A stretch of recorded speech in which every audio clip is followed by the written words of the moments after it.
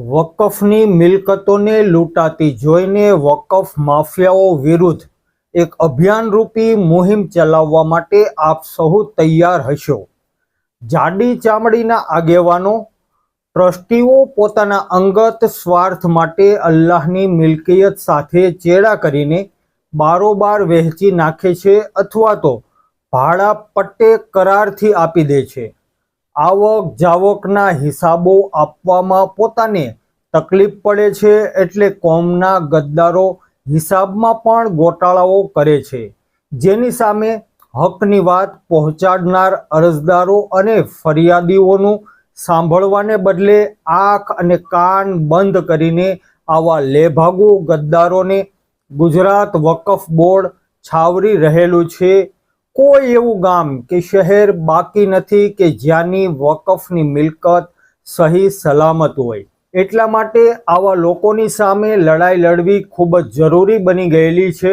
જાગૃત વડીલો આ માટે રાત દિવસ મહેનત કરીને આયોજન કરી રહેલા છે, જેમાં આપ સહુ પણ જોડાઈને અલ્લાહની રાહમાં વકફ કરેલી મિલકતો બચાવવા સાથ અને સહકાર જરૂરથી આપશો એવી આશા રાખનારા આપના નાના ભાઈ સમાન હનીફ નાડના અસ્સલામુ અલૈકુમ।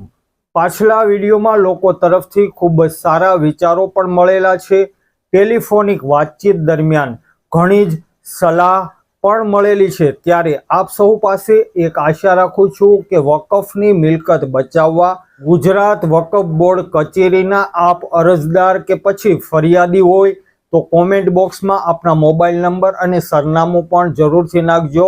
આવનારા દિવસોમાં મોટી સંખ્યામાં અરજદારો અને ફરિયાદીઓએ એકઠા થઈને વિચાર વિમર્શ અને વકફની મિલકત બચાવવાની લડાઈમાં એક મેક બનીને મીટિંગનું આયોજન કરવાનું છે।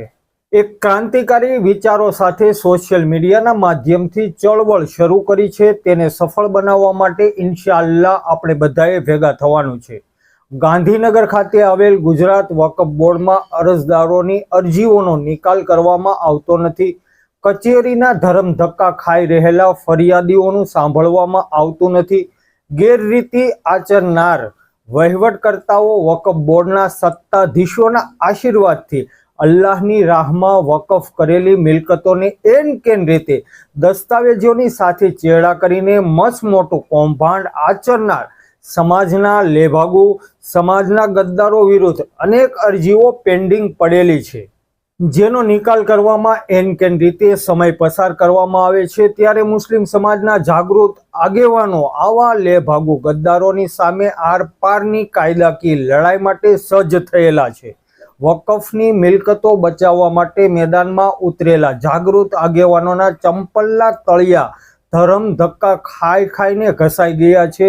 કોઈ નાણાકીય ભીડના કારણે પણ હારી થાકીને પાછી પાની કરી રહેલા છે। અલ્લાહની રાહમાં વકફ કરેલી મિલકતોને પોતાના બાપ દાદાની જાગીર સમજનાર લેભાગુ દગાખોર છેતરપિંડી કરનારા વિરુદ્ધ કાયદેસરની કાર્યવાહી હાથ ધરવામાં આવે તેવી વ્યાજબી માંગણી સાથે આપ સહુ સહમત હોય તો કોમેન્ટ બોક્સમાં આપના મોબાઈલ નંબર અને સરનામું જરૂરથી લખજો, જેથી કરીને આપણે રૂબરૂ મીટિંગ કરી શકીએ। આ વિડીયોને વધુમાં વધુ શેર પણ કરજો અને અમારી યુટ્યુબ ચેનલ પ્રથમ વખત નિહાળી રહેલા હોય તો ચેનલને સબસ્ક્રાઈબ પણ જરૂરથી કરજો।